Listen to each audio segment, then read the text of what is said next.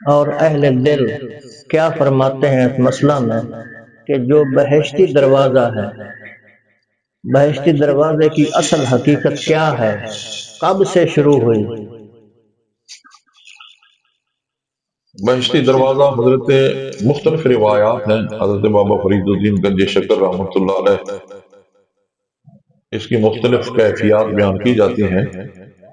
پہلی بات تو یہ سمجھیں کہ کیا ایسا ہو سکتا ہے کہ کسی دروازے کو ہم بہشتی دروازہ کہیں؟ ایسا ہو سکتا ہے۔ قرآن کریم میں یہ موجود ہے کہ بنو اسرائیل نے جس وقت اللہ پاک کی نافرمانی کی، اللہ کی حدوں کو توڑا، اللہ پاک پروردگار عالم خلا کے کائنات ان سے ناراض ہوا، تو انہوں نے توبہ کرنا چاہی کیا ہم توبہ کریں کہ اللہ پاک ہمیں معاف کر دے؟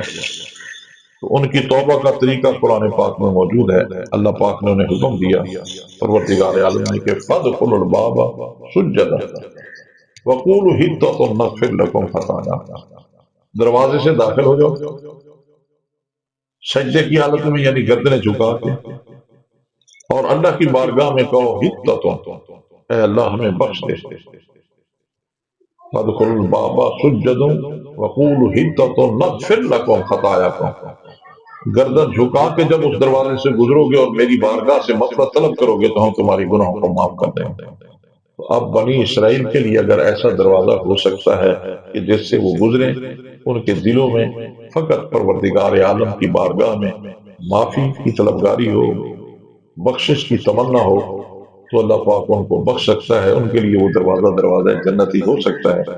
بنی اسرائیل سے تو بڑھ کر اللہ پاک نے سرکار کی امت کو یہ اعزاز ماشاء عطا اللہ کیا ماشاء ہے۔ اگر بنی اسرائیل میں ایسا دروازہ ہو سکتا ہے تو حضور کی امت کے ولیوں کی چوکھٹ بھی ایک ایسی ہو سکتی ہے، بطریق اولا اور بطریق آسن ہو سکتی ہے کہ اگر کوئی وہاں سے گزرے، اس کے دل میں تمنا ہو کہ میری بخشش ہو جائے، میری مغفرت ہو جائے، کیونکہ اس در کا تعلق ایک اللہ کے محبوب اور مقبول سے ہے، بخشنے والا وہی ہے، اس کے توسل سے اللہ پاک مجھے جنتی بنا دے تو پروردگار عالم جنتی بنا دیتا ہے۔ دوسری بات یہ ہے کہ سرکار کا فرمان ہے قبر المومن روضۃ من ریاض الجنہ، مومن کی قبر جو ہے وہ جنت کا باغ ہے۔